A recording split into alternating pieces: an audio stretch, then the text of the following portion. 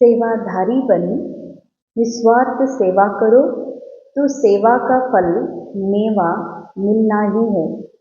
ನಿಸ್ವಾರ್ಥ ಸೇವಾಧಾರಿಗಳಾಗಿ ಸೇವೆಯನ್ನು ಮಾಡಿದಾಗ ಸೇವೆಯ ಫಲ ಫಲ ಪ್ರಾಪ್ತಿ ಆಗಿಯೇ ಆಗ್ತದೆ. ನಿಸ್ವಾರ್ಥ ಸೇವಾ ಅರ್ಥಾತ್ ಸ್ವಾರ್ಥ ರಹಿತ, ಸ್ವಾರ್ಥ ರೋಲ್ನಲ್ಲಿದೆ.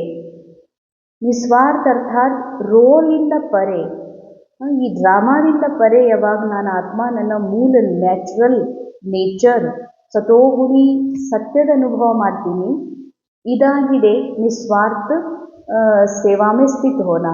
ಸೇವೆ ಹೇಗಾಗ್ತದೆ?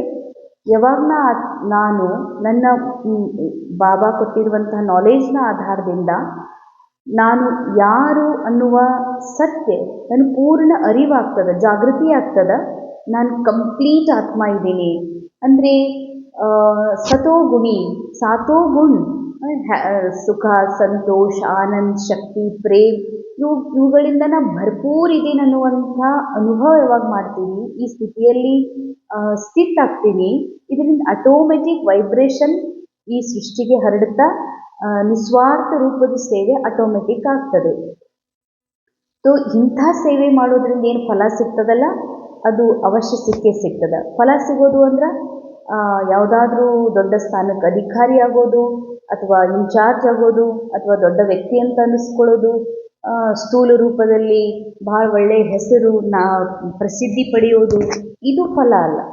ಮೇವಾ ಸಿಗೋದು ಅರ್ಥಾತ್ ಸಾಕಾರ ಜೀವನವನ್ನು ಕಂಟಿನ್ಯೂ ಮಾಡ್ತಾನೂ ಕೂಡ ಯಾವ ಒಂದು ಆತ್ಮ ಆಗಿರುವ ಆತ್ಮನ ಮೂಲ ever happy, ever powerful, ever blissful ಆಗಿರುವಂಥದ್ದು ಸತ್ಯ ಏನಿದೆ ಅದು ಸದಾ ಸ್ಮೃತಿಯಲ್ಲಿ ಅನುಭವದಲ್ಲಿ ಬರೋದು.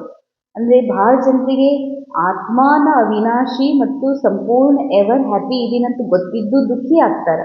ರೋಲ್ನಲ್ಲಿರುವ ದುಃಖ ನನ್ನ ದುಃಖ ಅಂತ ತಿಳ್ಕೊಳ್ತಾರೆ. ಯಾಕೆ ಅಂದರೆ ಸೇವೆಯ ಫಲ ಯಾವುದು ಮೇವಾ ಸಿಗ್ತದೋ ನಿಸ್ವಾರ್ಥ ಸೇವಾನೇ ಮಾಡಿಲ್ಲತ್ತಂದ್ರೆ ಸೇವೆಯ ಫಲ ಹೆಂಗೆ ಸಿಗ್ತದ?